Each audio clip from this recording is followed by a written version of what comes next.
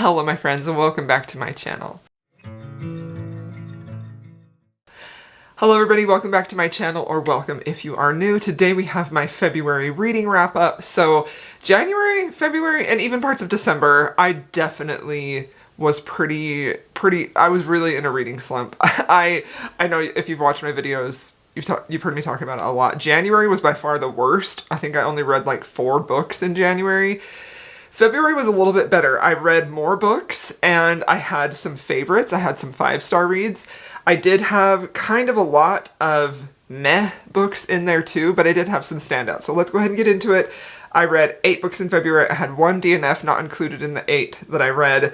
And this month it was all romance and different genres of romance. So the first book that I read is Unloved by Peyton, Corinne. So this was an arc that I received. I did listen to the audio arc from Libro FM. Thank you so much for the audio arc. I absolutely love this author and this series. I fell in love with Unsteady last year. It was one of my favorite romances. I read it early on in the year and it stuck with me the whole year. So I was so freaking excited for this book. And I have to say that while this wasn't as much of a favorite as Unsteady was, this book kind of had to grow on me a little bit more. I still really loved this and just remained so impressed with this author and her ability to write these deep, meaningful romances that tick all of the boxes of what I'm looking for in a romance. And she does it with new adult characters, no less, which as someone who is beyond that time in their life, it can be harder for me to relate to that little subgenre of books. So this is to I was going to call them kids, but they're not kids, they're adults. In college,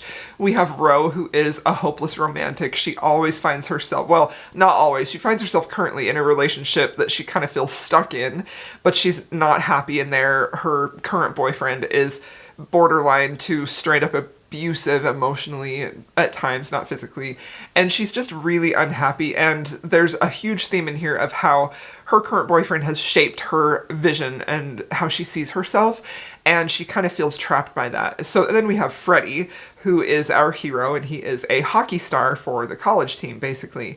And he had this idea he was going to be drafted at the time he was 18 into the NHL, but he has an inheritance he will receive from his dad. He has to graduate college first, and Freddie is really struggling in school. He really has a hard time getting his grades up and doing well, so he needs a tutor. So that is where Ro comes into the picture, because she is the tutor. Freddie has had not great luck with the tutors he's had in the past, and so he's kind of thinking this is going to be more of the same.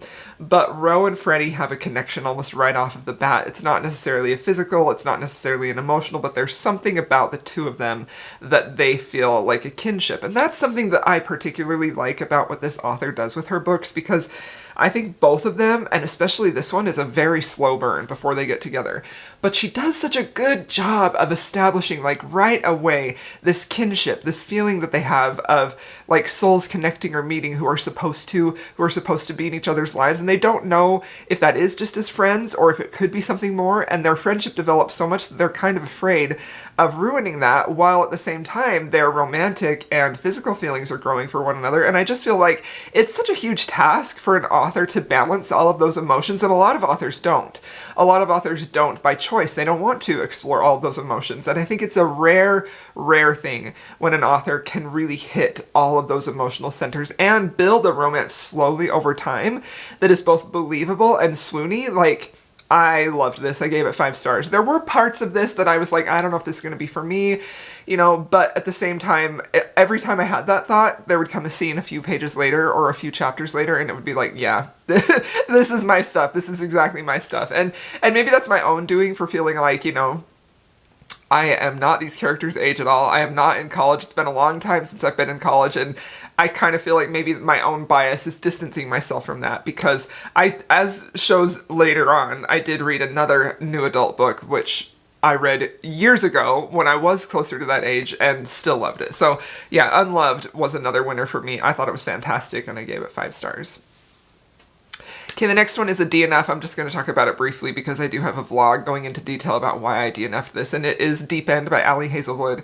I just really, you know, I really wanted to give her another shot, but I feel like her last 3 releases have shown me and proved to me that her writing style, it's just not for me. I just cannot get on board with her writing style. That's not to say that it's bad, but it sort of ticks a couple of icks that I have personally that I can't see past. So her writing style, her characterization, her info dumping even in contemporary romance, which honestly I feel like is a bit unforgivable. I couldn't. So at 9% of this book, when the friend, who was like the ex-girlfriend of the two potential love interests, basically said, you like kink, you guys should bang, I was like, I'm done. I can't do this anymore. This is too quirky. I can't suspend my disbelief for this, right? Now again, my personal opinion, I can't suspend my disbelief. That's not to say it's bad. That's not to say that you can't.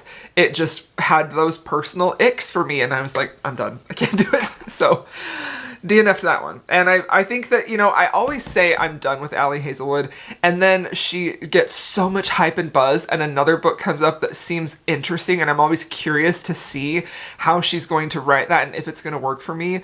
And I still remain curious about Deep End because I've heard such glowing reviews about how deeply emotional this is, about how it affected people, and I'm like, I want to feel that. But once again, as Fated Mates has said over and over and over again in their podcast, that closed course professional driver, to me, it's got to be about how skillful is that author at getting this story to me, right? And for me, that's a no. So anyway, moving right along. So the next book that I read is Iron and Embers. So this is a spin-off series, the beginning of a new fantasy romance series by Helen Scheuerer. I'm not entirely sure how to say her name. She pronounces it at the end, or they pronounce it at the end of the audiobook, and it has since left my brain, but it doesn't pronounce how it phonetically like it looks like it will. So this is set in her Legends of Thesmar world, and this has characters that we knew from that series, but they have a new adventure. So we have our heroine. So she's an alchemist turned assassin, and she is tasked with the job of trying to figure out how to cure this dark magic that is spreading, and in order to do that, she has to go into the Gauntlet games, and it's very, very dangerous, right? I'm skipping a lot of nuance and details just to give you the meat of this, because this is a very complex fantasy romance, and there are a lot of moving parts to this, and I think it's a very clever plot, so that's just the bare essentials here. And she ends up needing the services of a bodyguard. His name is Torge, and they actually know each other. They have a complicated history. They did at some point have some chemistry and some feelings, and then she actually assassinated the charge who he was hired to protect in the previous series, and so he kind of hates her, right? He has long silver hair. He's a very growly hero. When I say I want a growly, protective hero, this is exactly the type of growly romantasy hero that I want. Like, honestly, I listened to the audiobook of this and I highly recommend it. His narration is 1000% perfect. Like, truly, probably my favorite fantasy romance hero narration of all time. He fits this role so perfectly.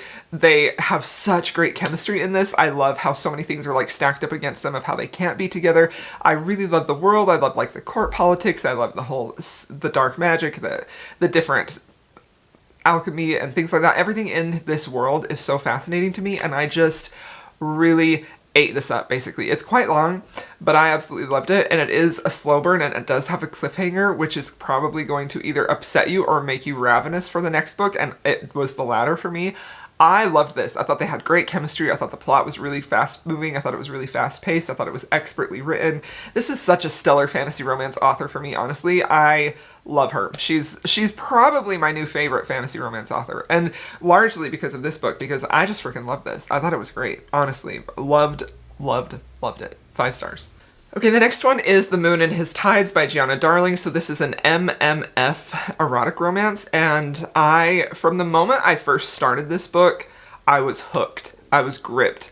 There is a very addictive and seductive quality to the writing in this book that really pushes it beyond what I think any typical steamy or erotic romance does. Like, I absolutely fell in love with Giana Darling's writing in this book. I've read her before, but I have never been so deeply impressed by her writing as I was in this book, because every single thing that she is doing in this book, every line that she has written, every emotion she has in place, every scene, every single thing, whether that be a physical scene, whether that be an emotional scene, whether that be just something that the character is noticing about the other person, everything feels extremely deliberate and put into place to move the romance or to cause some type of feeling about the romance in a certain direction. It feels masterfully done, like the strings, like a puppet master is moving this, but you can't quite at all times see what she's doing to get you there. Like, I just felt like this was deeply emotional. I felt like this was very complicated. I just adored the writing style. And this is the type of erotic romance that I absolutely love because it's doing so much every single page. Nothing in here feels superfluous to me, and that's saying something because it is, you know, very steamy from the get-go, and you know how I feel about that. But it was just deeply emotional and very complex, and I just ate it up, basically. So it's basically about we follow Sebastian, who's our main hero, and he's 18, he wants to be an actor, he has all these dreams for his future. He ends up chauffeuring the heroine, who is a powerful woman in her own right. You know, she's much older than him, I think she's like 34, and she and Sebastian have this insane chemistry and connection between the two of them. And he's starting to fall for her, and he's like, well, her husband's going to be really upset with me. But no, the husband is intrigued with Sebastian too and wants to have a relationship with all three of them. So I loved this. I thought it was fantastic, and it took me a while because one of my own personal icks about an age gap is like an 18-year-old character and a much older character pairing.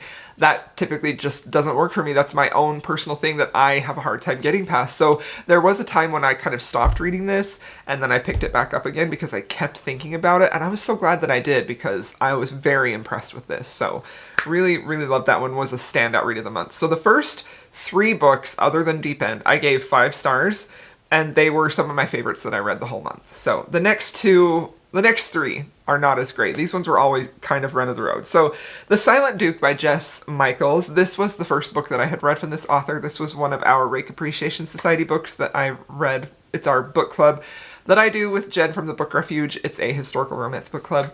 We do it quarterly or seasonally. So the next one, that was our winter session.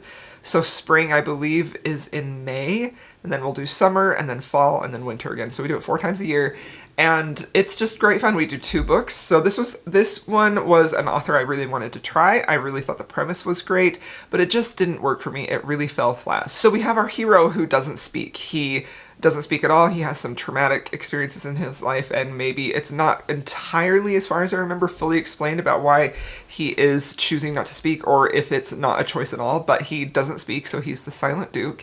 And then we have our heroine, who is recently a widow, and the two of these had a childhood relationship. They were friends, and they kind of grew up thinking, hoping that maybe they would end up together.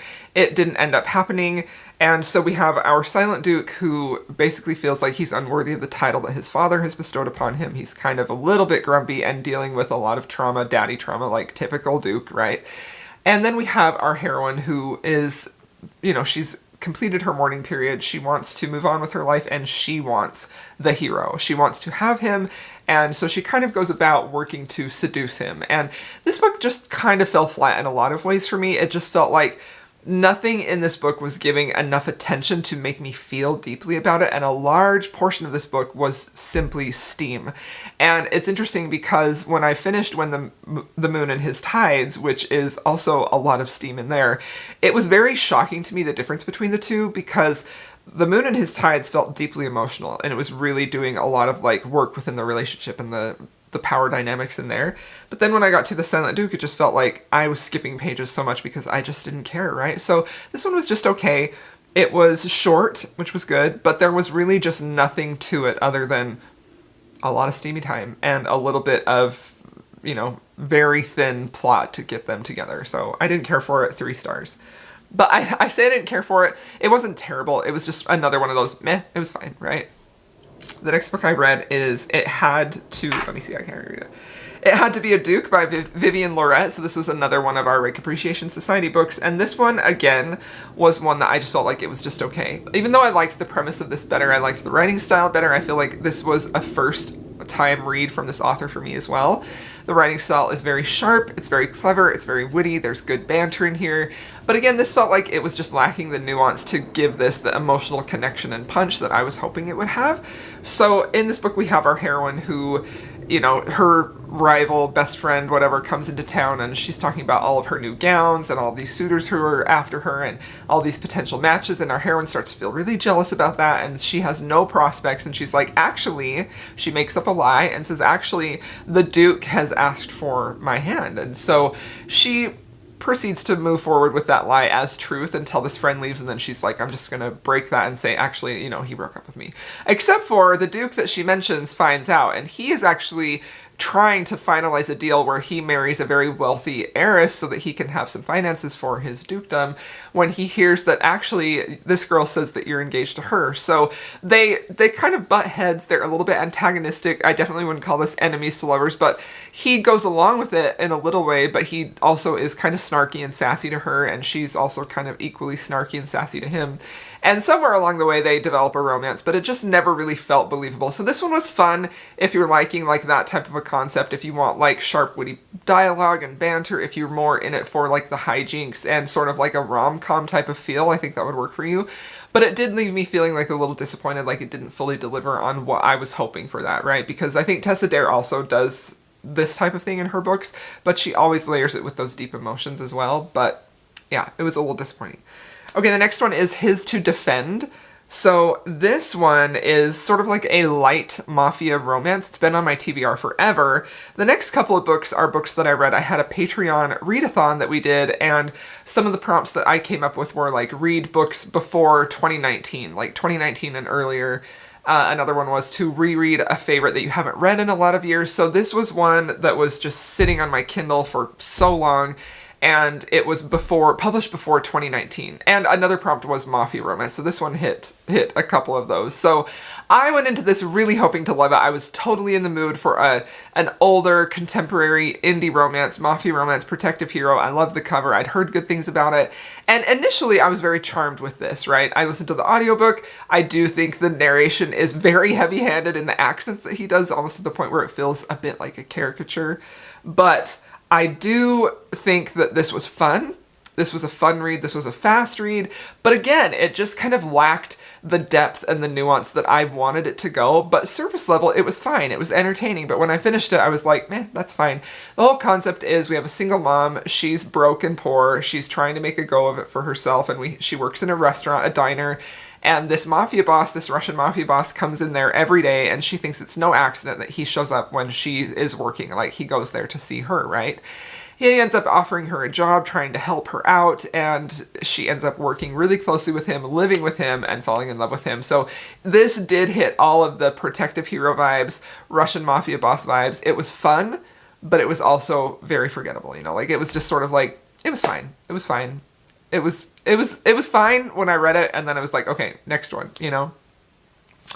Okay, so now the next one is the book that I read for the prompt of a romance that you hadn't read for a really long time that you really loved. So I picked, believe it or not, Easy by Tammara Weber. This is my original indie published copy that I have. I read this when it was first published. I was deep into indie romance. It was kind of like a brand new thing. I believe this was published in like 2012. Something like that. This was actually published in 2012. So that was quite a while ago. And if you were around back then, you remember, like, Colleen Hoover was just starting on the indie romance scene. There were her and a handful of other authors, like, that I vividly remember reading: Colleen Hoover, S.C. Stevens, Abby Glines, and I was like, they were okay to me. I never, like, loved the early Colleen Hoover. I've never really loved Colleen Hoover. She's fine. I don't hate her. I don't have beef with her. I'm just sort of like, I don't particularly deeply love her books, right? But I was reading anything that was coming out that was indie published because it was new, and I was just into it, and I was like getting my appetite so served for romances that I wanted that were deeply emotional, but at the same time, I was always kind of left wanting a little bit more. So Tammara Weber comes on the scene, and this wasn't her first book. She had other books published that I then went back and read. And I picked this up purely because of the cover, read it in a matter of days, and became obsessed with it. And to this day, how many years has that been? 13 years later, it is still one of my favorite romances of all time. So I don't even remember how this book came back to my memory. I think I do a series of videos on my Patreon that are Patreon exclusive, that is books that changed me or books that made me who I am. And one of them I included was Easy. I just included this in the December video. And so it's been in my mind, like, I want to do a reread. So when I came up with the prompts, like, I did it, right? For my own Patreon readathon, I was like, it's time to reread this. And I was kind of terrified. But I did go ahead and reread it. And then I ended up buying, it was actually republished by Berkeley in a shiny, like, nice trad published. Like, so it's interesting to see. This is my original indie cover, and this is the Trad Pub Berkeley. And it actually has a different cover now that is like an illustrated cover, which I also need to have and buy and add to my collection. But anyway, I loved that book when it first came out, thought about it for years, deeply inspired me to write my own romance, which isn't published and probably never will be.